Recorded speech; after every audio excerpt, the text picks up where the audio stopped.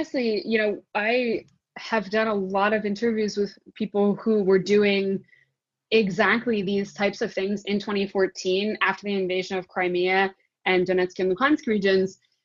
It was the same style of self-organization that responded to a lot of the displacement of people from all of those regions that allowed, and that's deeply connected to Euromaidan, because remember, this is right after the protests. And so everybody is thinking about self-organization.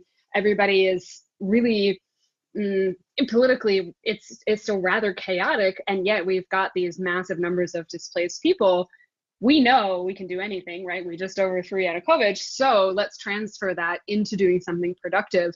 And so we see a lot of those shifts at a large scale for that time. But those are the skills that I think really prepared people for 2022. Again, the whole thing is that we have this experience, we know we can do it, so we're going to do it again. And people also really understand that sort of trust-based networks are the most effective way to get a thing from point A to point B. And that again was something that I think was built during Euromaidan. People participated because they knew somebody else who participated, right? It was very much a kind of snowball effect. So the same principles that motivated people then definitely motivate people now, and the same experience motivates people now.